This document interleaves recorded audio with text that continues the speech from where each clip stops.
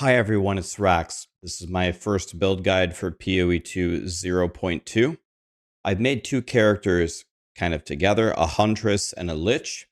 And initially I didn't really like the Huntress and I planned to do that one first. So then I switched over to Lich and I absolutely love this build. I can't wait to show it to you.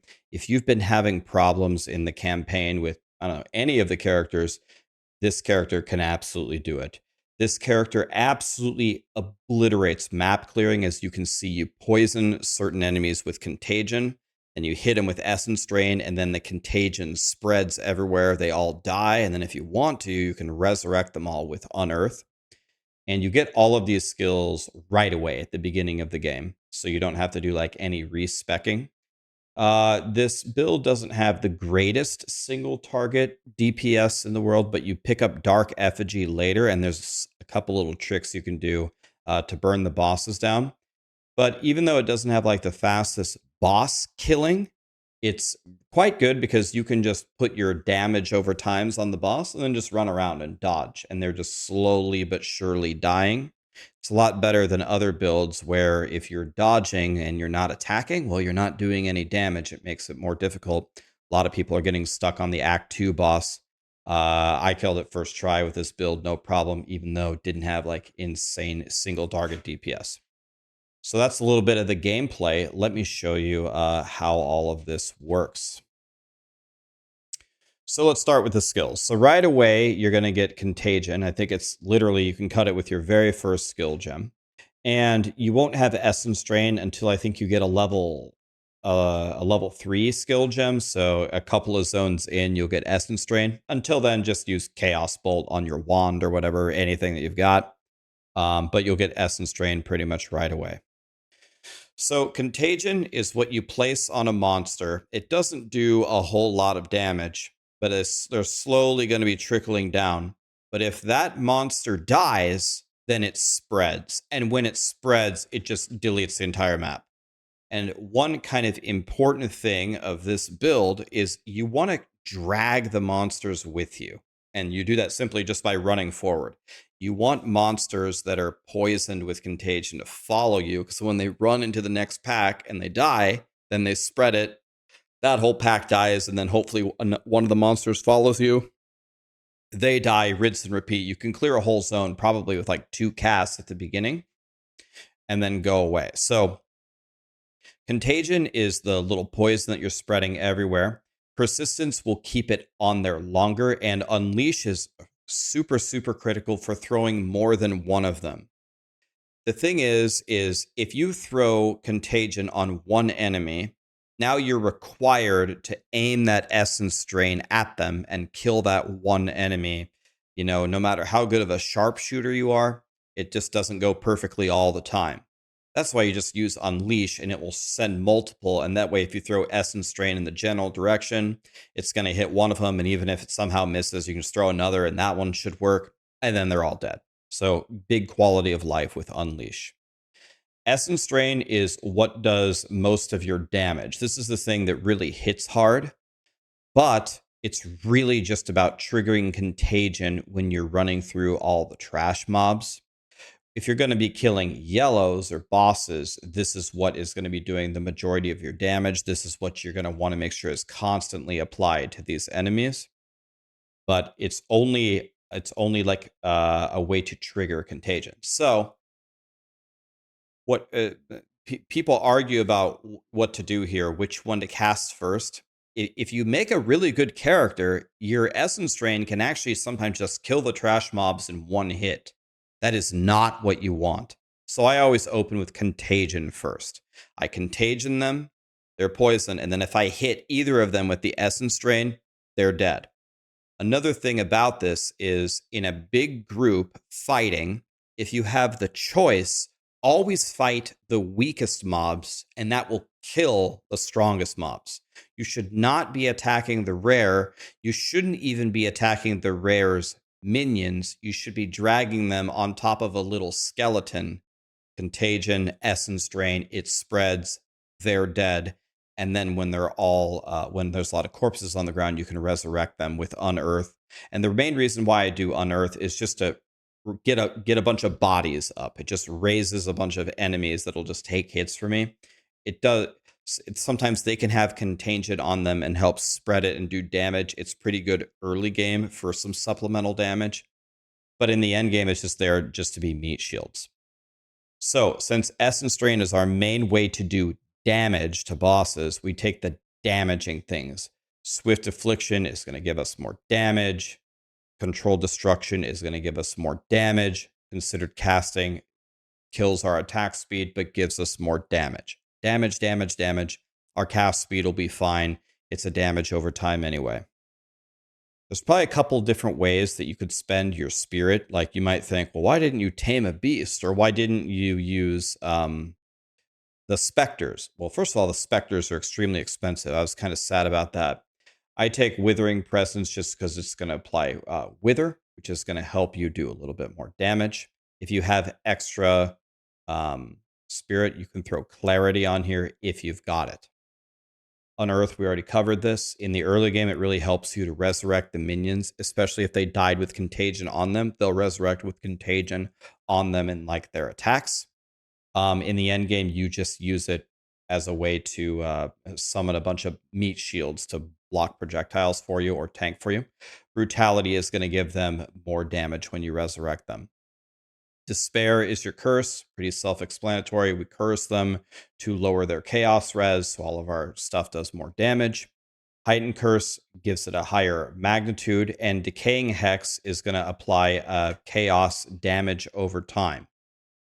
This is important because we have all these chaos damages over time, and a little bit further on in the campaign, you're going to get something that's going to finally help your single target DPS, which is Dark Effigy. It's just a little totem. You're just going to start machine gunning chaos damage at targets that have chaos damage over times on them. Well, we load up on the chaos damage over times, and this is going to help you murder the boss. Try to put it a little bit out of the way so the boss doesn't kill the totem. It can die pretty easily. If it dies, just resummon it. And then we put Envenom to give it a chance to poison. And Arcane Tempo does make the totem a cast faster. I tested it and chat helped me. By the way, I should say thank you to chat. A lot of the people helped me theory craft and gave me ideas. Hey, try this, try that.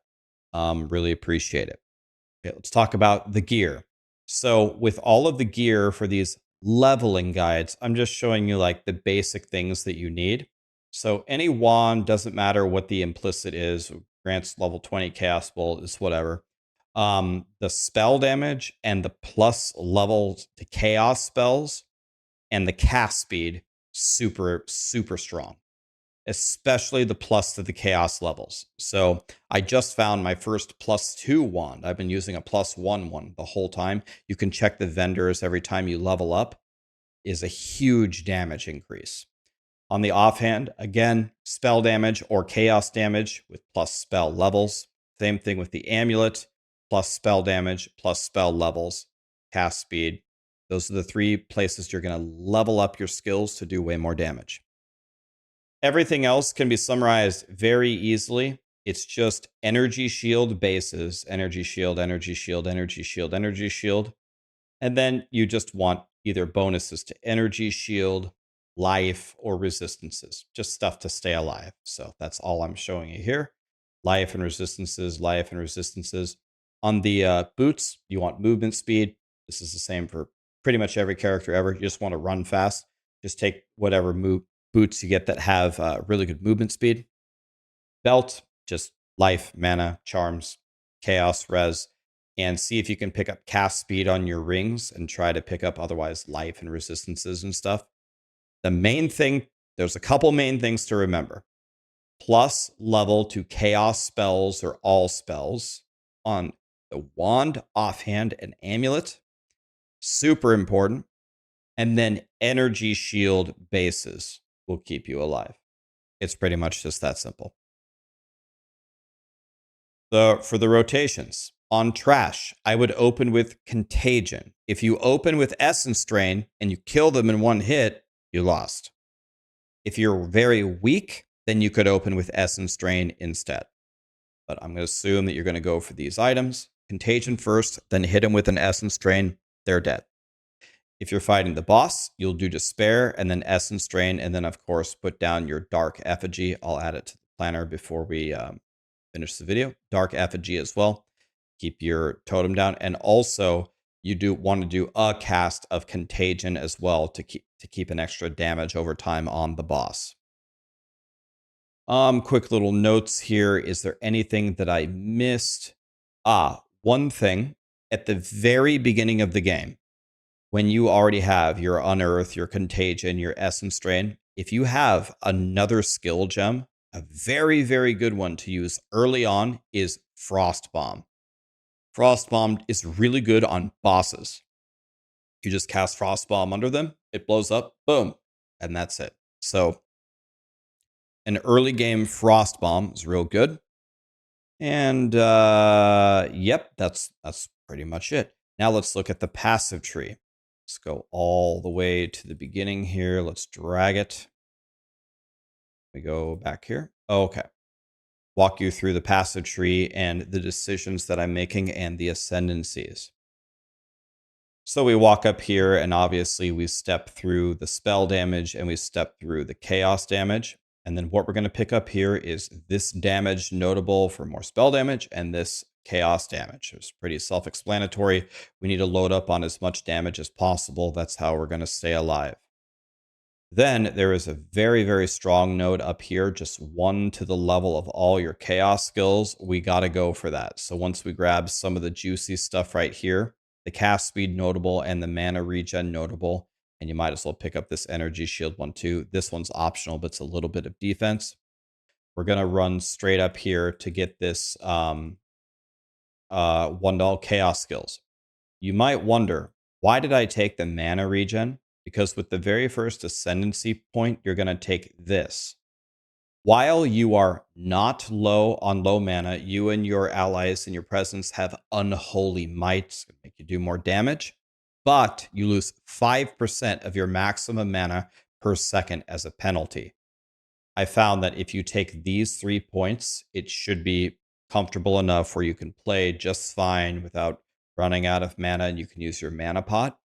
So this should give you a significant damage increase as your first ascendancy. That's why we grab this. Later on, we will respec out of it.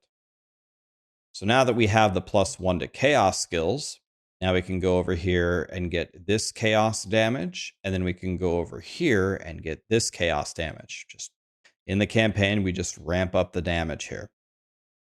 Now we're going to take this ascendancy, and when we ascend for the second time, we are going to take soulless form, which, credit to chat, they told me that this was a lot better than I thought it was. So soulless form essentially is going to give you infinite mana. So this loses 5% of your mana per second, but this gives you 6% of your life per second. And with pretty garbage gear, I found that my life was higher than my mana already, and it's 1% higher. That was enough really for me to sustain my mana forever.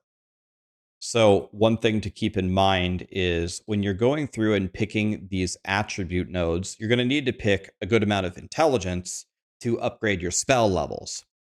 But you want your life to be as high above your mana as you possibly can by this point, because it will give you infinite mana if you do so. So you're going to take a lot of int on this path, but don't take too much. Don't take way over the spell levels that you need, and instead take strength to get more life.